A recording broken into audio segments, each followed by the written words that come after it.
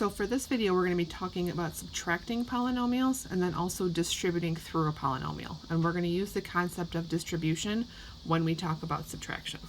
So the difference between addition and subtraction is that subtraction just happens to work differently. Just like you can, when you add, you can do it in whatever order you want. In subtraction, you can't. Same kind of idea applies here with subtraction. It just works a little bit differently. So when I have these two polynomials, I'm going to rewrite this, but when I subtract, I have to distribute this minus sign all the way through. Okay, if I distribute a positive sign through, everything stays the same.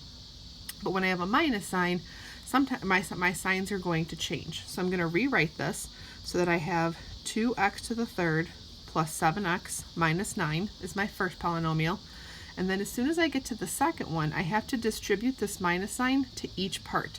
So this becomes minus 3x to the third, and then minus a negative 4x becomes positive 4x, and then minus 4.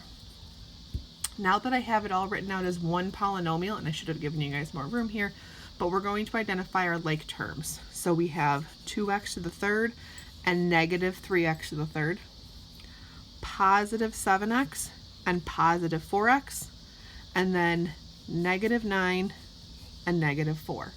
And then my final step is just to combine my like terms. So I have 2x to the third minus 3x to the third, so that's negative x to the third.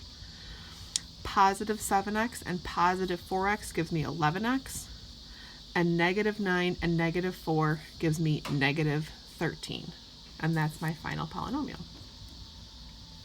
Now we're going to jump to doing it in function notation, which if you remember from addition, doesn't change how we solve it at all.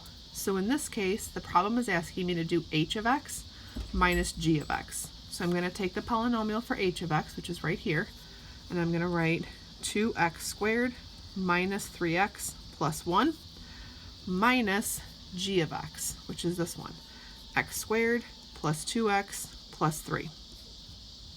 Okay? And then I'm going to do the same thing I did in the first problem. I have to distribute this minus sign all the way through. So I keep my first one the same, and then this becomes minus x squared minus 2x minus 3. And then I combine my like terms. So positive 2x squared and negative x squared, negative 3x and negative 2x, and then a plus 1 and a negative 3.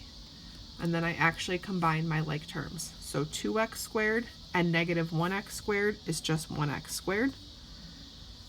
Negative 3x and negative 2x together give me negative 5x.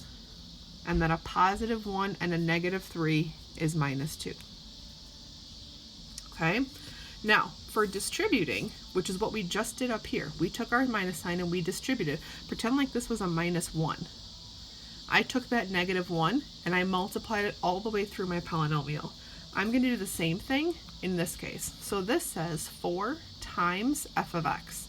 So I'm going to write 4 times, and then in this case f of x is 2x plus 3. And when I multiply this, I'm going to distribute this through. So distribute means I'm going to multiply it by everything inside. So 4 times 2x gives me 8x. And 4 times 3 gives me 12. Okay, same thing for this one. This one gets a little trickier. We just have to be careful with our exponents. So in this one, I'm going to distribute this all the way through, everything inside, and I am multiplying it. So 2x times 3x squared, 2 times 3 is 6x, 1x here, and 2x is here, give me an x to the third. Remember, when you're multiplying, you do not need like terms. 2x times negative 4x. So 2 times negative 4 is negative 8. 1x and 1x gives me x squared.